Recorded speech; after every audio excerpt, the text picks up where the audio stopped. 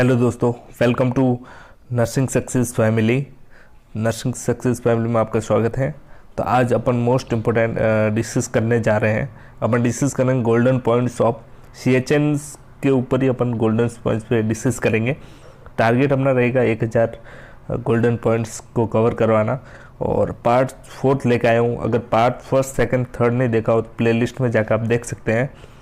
तो चलते हैं अपने गोल्डन पॉइंट्स की और मोस्ट इंपॉर्टेंट गोल्डन पॉइंट्स होने वाले हैं जो मैं आपको कम्युनिटी के सारे टॉपिक कवर कराने वाला हूं। तो आप फर्स्ट गोल्डन पॉइंट्स के बारे में देख सकते हैं। Components of MCH, maternal and child health. Maternal and child health से रिलेटेड बहुत सारे क्वेश्चन पूछे जाएंगे जो 1 बाय 1 अपन डिस्कस करेंगे इसके बारे में। तो कंपोनेंट्स आपको पूछ सकते हैं एग्जाम के अंदर। 4 कंपोनेंट्स, 3 कंपोनेंट्स देके एक दूसरा दे सकता है और पूछ सकता है except all are components of MCH and except पूछ सकता है। तो आपको कंपोनेंट्स के बारे में मालूम होना चाहिए। तो इसके जो कंपोनेंट्स होने वाले वो होने वाले मैटरनल हेल्थ। अब क्वेश्चंस के अंदर ही आप देख सकते हैं maternal and child health. Maternal और चाइल्ड की हेल्थ को लेके इसके कंपोनेंट्स होने वाले हैं, जिसमें मैटरनल हेल्थ होने वाला है, फैमिली प्लानिंग होने वाला है, चाइल्ड हेल्थ होने वाला है, स्कूल हेल्थ होने वाला है, हैंडीकैप्ड चिल्ड्रन होने वाला है, and care of children in special setting such as care of centres. तो इसमें बेसिकली जो जोर दिया गया है वो मैटरनल एंड चाइल्ड हेल्थ पे जोर दिया गया है। तो मैटरनल एंड चाइल्ड हेल्थ कैसे इम्प्रूव करनी। नेक्स्ट इसके गोल्डन पॉइंट देख सकते हैं। रिजर्वायर। रिजर्वायर, अब रिजर्वायर का क्या मीन्स होता है? तो एनी पर्सन्स, एनिमल्स, एंथ्रोपोड्स और plants in which virulence.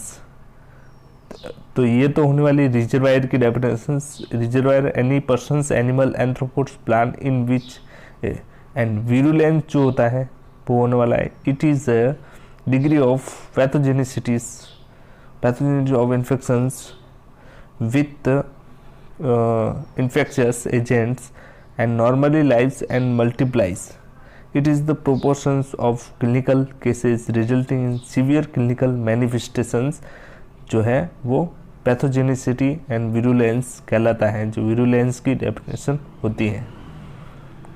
Next pathogenicity. Pathogenicity की अब यहाँ पे डेफिनेशन दी गई है जिसमें it is the ability to induce clinically apparent illness.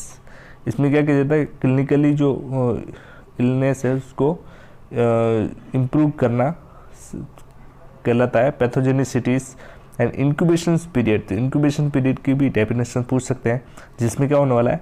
Time from exposure to development, exposure to development of disease. जब पेशेंट्स, इंक्यूबेशन पीरियड बेसिकली होता क्या है? जब डिजीज़ के कॉन्टेक्ट में आते हैं, then appearance of the first sign and symptoms. अगर first sign and symptom present रहता है तो जब डिजीज़ के कॉन्टेक्ट में आते हैं वहाँ से लेके फर्स्ट साइन अपीयर रहता है उसको इंक्यूबेशन पीरियड बोला जाता है। And latent period. Latent period किसको बोलेंगे? The period between exposure and onset of infectiousness. जब पीरियड कौन सा कहलाता है? Exposure and onset of infectious जो कंडीशंस होती है वहाँ से एक्सपोजर होने के बाद में वो लेटेंट पीरियड एक कहलाता है। Next communicables period. Communicables period means infectious period. Communicable period क्या कहलाता है? इन्फेक्शियस पीरियड जो बेसिकली सीवियर होता है, जो पेशेंट्स के अंदर अलग अलग पेशेंट्स के अंदर डिजीज़ को ट्रांसमिट करवाता है। And length of time a persons can transmit a disease. कौन सा ड्यूरेशन होता है? डिजीज ट्रांसमिशन का ड्यूरेशन क्या कहलाता है? Communicables period. Incidence number of new cases, prevalence number of new plus old cases. Next epidemic curve. epidemic curve, अब epidemic curve के अंदर क्या होता है? A histogram that show the course of an epidemics by plotting the number of cases by time of onsets. तो ये epidemic की definition होने वाली है जो एग्जाम में पूछी जाएगी। And nosocomial infections. Nosocomial infection क्या होता है? Hospital acquired infections. अगर एग्जाम के अंदर पूछा जाए nosocomial infections also known as hospital acquired infection बोला जाता है। ये आफ्टर एडमिशन 48 आवर्स के बाद में होता है।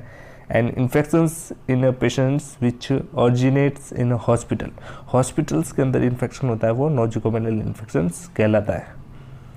नेक्स्ट है opportunistic infection. Opportunistic infections occur due to defect in host defence, मतलब किसी डिजीज़ की कोई डिजीज़ के कारण अदर डिजीज़ अगर होती है, उसके अंदर एक डिजीज़ के कारण दूसरी डिजीज़ होती है तो उसके अंदर अपॉर्चुनिटी इन्फेक्शन कहलाता है। जैसे एग्जांपल, इसका एग्जांपल देखिए HIV के अंदर अपॉर्चुनिटी इन्फेक्शन देखने को मिलता है। क्या देखने को मिला है? न्यूमोसिस्टिक कैरिनी देखने को मिलता है और TB भी देखने को मिलता है HIV पेशेंट्स के अंदर। तो बेसिकली HIV के अंदर क्या होता है, इम्यूनिटी लो होगी तो अदर इन्फेक्शंस होने के चांसेस बढ़ जाता है। नेक्स्ट है हाइड्रोजेनिक इन्फेक्शंस। हाइड्रोजेनिक इन्फेक्शन भी पूछा जाता है एग्जाम के अंदर, ये पूछा जाएगा CHO के अंदर, वेरी वेरी इंपॉर्टेंट है। हाइड्रोजेनिक का मीन्स क्या होता है? Physicians induce infections. एग्जाम के अंदर पूछा जाए हाइड्रोजेनिक इन्फेक्शन को क्या कहता है? Physician induce infections due to diagnostic and therapeutic procedure.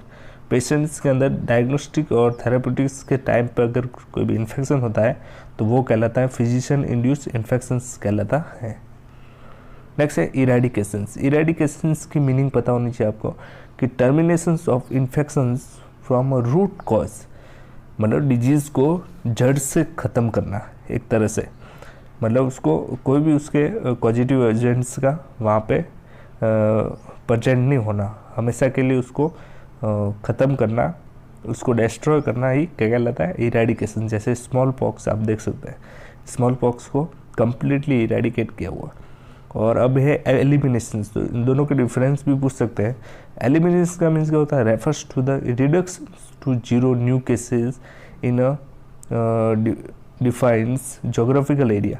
किसी भी एरियाज के अंदर उस जो इन्फेक्टिविटी होती है उसको कम करना, यानी उसके जो केसेस हो रहे हैं उसको 0 कर देना, उसको कम कर देना। बट उसके अंदर ये नहीं बोल सकता अपन कि उसको डिजीज़ को कम्प्लीटली इरेडिकेट किया हुआ है। इरेडिकेट्स एक अलग मीनिंग हो जाता है, यानी डिजीज़ वापस होने के चांसेस हो सकते हैं एलिमिनेशंस के अंदर, क्योंकि इसमें पूरे कॉज को डिस्ट्रॉय नहीं किया हुआ है और इसमें इरेडिकेशन में कम्प्लीटली कॉज को रिमूव किया गया है। नेक्स्ट है कंट्रोल। कंट्रोल की क्या डेफिनेशन है? The reductions of disease. Control की definitions: reduction of disease incidence, prevalence, morbidity, mortality to a locally acceptable level. Control का मीन्स क्या होता है कि कोई भी जो कंडीशंस होती है उसको रिड्यूस कर देना, उस डिजीज़ की इन्फेक्टिविटी, उसकी अक्रेंस को कम कर देना ही क्या कहलाता है? कंट्रोल। कंट्रोल मीन्स नियंत्रण। नियंत्रण का मीन्स आपको पता होगा, किसी भी डिजीज़ को अपन क्या करते हैं, उसकी कॉज को एक सीमित लिमिट समय के लिए उसको कम कर देते हैं। जैसे इंसिडेंस हो सकता है, प्रिविलेंस हो सकता है, मॉर्बिडिटी एंड मॉर्टेलिटी को अपन कम कर सकते हैं। एक्सटिंक्शन क्या आता है? The specific infectious agent no longer exist in natures और लेबोरेटरी, मतलब किसी स्पेसिफिक इन्फेक्शंस का एजेंट का लंबे समय के लिए जो एनवायरमेंट्स के अंदर नहीं होना, प्रेजेंट नहीं होना, एक्सिस्टेंस कहलाता है।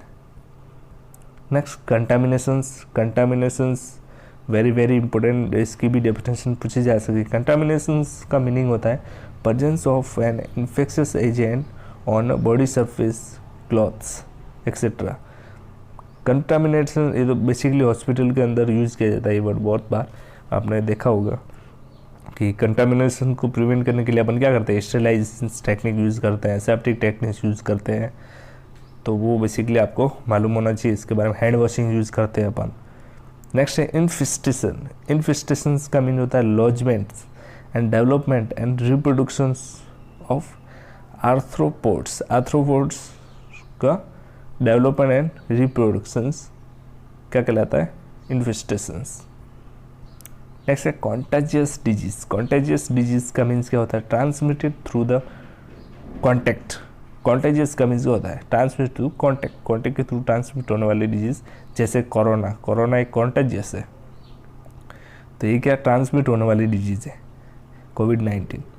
होस्ट, अब होस्ट का मीन्स क्या होता है? अ पर्सन और animal that affords place to an infectious agent under normal conditions. Normal conditions के अंदर persons animals afford place infectious agent under normal conditions के अंदर होस्ट मीन्स इन्फेक्शियस एजेंट को बोला जाता है जो डिजीज ट्रांसमिट करता है। Next very important, screening. Screening का मीन्स क्या होता है? तो it is the search for unrecognized disease.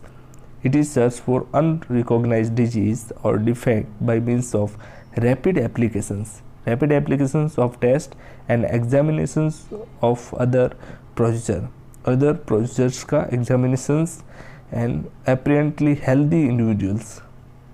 Screening एक बेसिक कंडीशन होती है जो डिजीज़ को रिकॉग्नाइज करने के लिए की जाती है। सबसे पहले स्क्रीनिंग का यूज़ किया जाता है, जैसे स्क्रीनिंग एग्जामिनेशंस जैसे कोई भी एग्ज़ाम होता है तो उससे पहले उसको मेन कहीं भी सिलेक्ट होने के लिए अपन क्या करते हैं? स्क्रीनिंग टेस्ट देते हैं। तो स्क्रीनिंग टेस्ट वो होता है जो डिजीज़ या कोई भी कंडीशन होती है उससे पहले उसको कम्प्लीटली चेक किया जाता है, screening. Next quarantine very very important पूछी जा सकती है। क्वारंटाइन्स का तो आपने सुना ही होगा नाम कोविड-19 में। तो इसका मीन्स क्या होता है? It is a strict isolation. इसमें क्या किया जाता है? स्ट्रिक्ट आइसोलेशन किया जाता है impose to prevent the spread of disease को स्प्रेड होने से बचाने के लिए उसको पेशेंट्स को क्या किया जाता है? रेस्ट्रिक्स आइसोलेशंस की डेफिनेशन अलग होती है, क्वारंटीन में अपन नहीं बोल सकते, बट रेस्ट्रिक्ट किया जाता है ऑफ पर्सन्स और domestic animals expose to communicable disease for a period of time. Specific period of time के लिए उसको क्या किया जाता है? रेस्ट्रिक्ट किया जाता है and not longer than usual incubation period of disease. कोई भी अगर डिजीज़ होगी उसका इंक्यूबेशन पीरियड को अगर मालूम है आपको तो उसका जितना इंक्यूबेशन पीरियड होता है उस पीरियड्स के अकॉर्डिंग उसको क्वारंटीन किया जाता है। जैसे अभी कोविड-19 के लिए 14 डेज़ का क्वारंटीन किया जाता है, तो 14 डेज़ का क्या उसका एक इंक्यूबेशन पीरियड होता है। तो उस कंडीशन में पेशेंट्स के अंदर साइन डेवलप होने हैं तो हो जाता है 14 डेज़ के अंदर, इसलिए क्वारंटीन का यूज़ किया जाता है। आइसोलेशन आफ्टर एक्सपोजर, डिजीज़ होने के बाद में उसको आइसोलेट करना। एंड क्वारंटीन का मीन्स होता है कि पेशेंट्स अगर किसी पेशेंट डिजीज़ वाले पेशेंट्स के कांटेक्ट में आया हुआ है तो उसको क्वारंटीन किया जाता है। नेक्स्ट मॉनिटरिंग वेरी इंपॉर्टेंट होने वाली है। मॉनिटरिंग का मीन्स होता है performance and analysis of routine measurements. Monitoring means assessment करना, रेगुलर असेसमेंट करना measurements and detect change in environment. Time पे डिटेक्ट करते रहना, चेक करते रहना एनवायरनमेंट्स के अंदर एंड हेल्थ स्टेटस के अंदर ऑफ पॉपुलेशंस की हेल्थ स्टेटस को टाइम टू टाइम मेजर करते रहना, उसको हेल्थ लेवल को चेक करते रहना। Example monitoring of air pollutions, जैसे air pollutions ongoing measurements of performance of health services को मॉनिटरिंग करते रहना।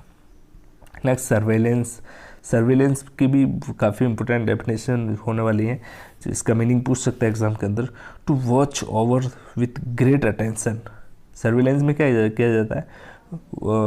किसी भी ग्रेट अटेंशन किया जाता है कोई भी कंडीशंस के अकॉर्डिंग, जैसे continuous screening of the factor that determine the occurrence and distributions of disease. जैसे आपको पता होगा सर्विलेंस का मीन्स क्या होता है? कहीं भी जैसे घटना हो जाती है, कहीं भी कुछ कंडीशन हो जाती है तो उसको सर्विलेंस कर देते हैं, उस एरिया को, एक पर्टिकुलर एरिया को सर्विलेंस कर देते हैं। जैसे कोई भी कहीं पे मर्डर हो जाता है तो उस पर्टिकुलर जहाँ पे कुछ होता है उस एरिया को, उस गली को CBI या किसी भी के थ्रू उसको एरिया को सर्विलेंस किया जाता है, मतलब उसको कंटिन्यूस उसको ऑब्जर्वेशन पर रखा जाता है, उस एरिया को उसमें चेक किया जाता है क्या कंडीशन है, क्या कॉज है इसके पीछे, सब उसको चेक किया जाता है, तो सर्विलेंस होता है। नेक्स्ट वेरी वेरी इंपॉर्टेंट है VVM नाम सुना होगा, ये एग्जाम में पूछा जाएगा, इससे रिलेटेड एक क्वेश्चन आना परफेक्ट आएगा ही आएगा। तो vaccine while monitoring AIIMS exam में पूछा गया था। मैंने आपको कम्प्लीटली डायग्राम के साथ में बता रहा हूँ, तो आप इजीली समझ सकते हैं। स्टेज फर्स्ट के अंदर आप देख सकते हैं, स्टेज फर्स्ट में चौकोर दिया हुआ है, इसके अंदर जो चौकोर है गोले के अंदर वो एकदम ब्राइट वाइट है, तो स्टेज फर्स्ट कहलाती है, जो गुड यूटिलाइज, यानी आप आराम से यूज़ कर सकते हो। ये फर्स्ट कैटेगरी की होने वाली है, फर्स्ट स्टेज। सेकेंड स्टेज में आप देख सकते हैं जो आउटर जो एरिया है वो एकदम डार्क है, जो इनर वाला एरिया है वो स्लाइटली डार्क है, ज़्यादा डार्क नहीं, स्लाइटली डार्क है, तो वो सेकंड स्टेज कहलाती है। एंड गुड यूटिलाइज, ये भी गुड यूटिलाइज आप यूज़ कर देते। The central square is lighter than the surrounding circle, surrounding circle से अगर लाइटर है तो आप यूज़ कर सकते हो। ये पोलियो की वाइल होने वाली है। नेक्स्ट थर्ड स्टेज में आप देख सकते हैं, इसके अंदर शौकोर एंड दोनों की कंडीशन जो होती है वो सेम हो गई है, तो सेम हो जाती है। अगर शौकोर और दोनों की कंडीशंस, दोनों गोला और दोनों सेम हो गए तो बेड डोंट यूटिलाइज, यानी इसको यूज़ नहीं करना है, इसको डिस्कार्ड कर देना है। नेक्स्ट फोर्थ स्टेज में आप देख सकते हैं कंप्लीटली अंदर वाला शौकोर है वो डार्क हो गया है, तो इस कंडीशन में भी bed don't utilize and the central square is equal to और डार्कर देन, इक्वल हो जाता है या डार्क हो जाता है, उस कंडीशन में, इन दोनों की कंडीशन में यूज़ नहीं करते। थर्ड स्टेज फोर्थ स्टेज में यूज़ नहीं करते हैं, ये भी एग्जाम के अंदर क्वेश्चन पूछा जा सकता है। तो वेरी वेरी इंपॉर्टेंट होने वाला है, इसको मैं 5 स्टार मार्क देने वाला हूँ, 5 स्टार ये आने वाला है एग्जाम के अंदर। Next very importance, inactivated polio vaccine is known as inactivated IPV, inactivated Salk, क्या बोला जाता है, शाक। इसका जो डिस्कवर किया था उसको किसने किया था, शाक, ये भी एग्जाम में पूछ सकते हैं। And oral polio vaccine OPV is known as Sabin, Sabin ने किया था। ओरल पोलियो वैक्सीन एक लाइव वैक्सीन है। Next hepatitis B virus was discovered by Blumberg ने डिस्कवर किया था हेपेटाइटिस B वायरस, तो ये भी एग्जाम के अंदर पूछा जाए। Hepatitis C virus was identified in the year of 1989 में हेपेटाइटिस C को आइडेंटिफाई किया गया था। नेक्स्ट वेरी वेरी इंपॉर्टेंट होने वाला है, रिड्यूस ऑस्मोलरिटीज ORS की ऑस्मोलरिटीज देख सकते ग्राम पर लीटर में होने वाली है, जिसमें मैं आपको कम्प्लीटली कंपोनेंट्स बताने वाला हूँ, और ये एग्जाम के अंदर इसमें से भी 1-2 क्वेश्चन परफेक्ट आने वाले हैं, तो आपको एक्सेप्ट करके भी पूछ सकते हैं कौन कौन से कंपोनेंट होते हैं, और इसका जो मेजरमेंट है वो भी पूछ सकते हैं, तो मैं बताने वाला हूँ। फर्स्ट होने वाला है सोडियम, आप फर्स्ट बेसिकली याद रख सकते हैं, ट्राई सोडियम सिट्रेट या डाईहाइड्रेट। ट्राई सोडियम सिट्रेट या डाईहाइड्रेट सबसे ज़्यादा होता है 2.9 ग्राम पर लीटर होता है, ये आपको याद रखना है। इसके बाद में जस्ट आपको याद रखना सोडियम क्लोराइड, ट्राई सोडियम हो गया, सोडियम क्लोराइड होता है 2.6 ग्राम। नेक्स्ट इसके बाद में जो होता है वो होने वाला है ग्लूकोज एनहाइड्रेस होता है 13.5 और पोटेशियम क्लोराइड होता है 1.5। तो ये बेसिकली आपको याद रखना है। इसका टोटल जो वेट है, मॉलिक्यूलर वेट, वो पूछा जाता है 20.5 ग्राम का, इसका कम्प्लीटली पैकेज होता है, और ये इसके बेसिकली कंपोनेंट्स होते हैं। ORS ओरल रिहाइड्रेशन सॉल्यूशंस, आपको मैंने बेसिकली पहले बताया था कि इसको विदिन 24 आवर के अंदर यूज़ करते हैं, डायरिया के अंदर देते हैं, वॉमिटिंग्स, पेशेंट्स के अंदर फ्लूइड एंड इलेक्ट्रोलाइट्स की कमी होती है, उस कंडीशन में ये दिया जाता है। तो दोस्तों ये तो था वेरी इंपॉर्टेंट्स गोल्डन पॉइंट्स। और भी आप अच्छे वीडियो देखना चाहते हैं तो चैनल को लाइक करें, शेयर करें और सब्सक्राइब करना ना भूलें। सब्सक्राइब रेड कलर का बटन होगा वो दबाएं, साथ में बेल आइकन को भी दबाएं और भी अच्छी वीडियो देखने के लिए। थैंक यू दोस्तों।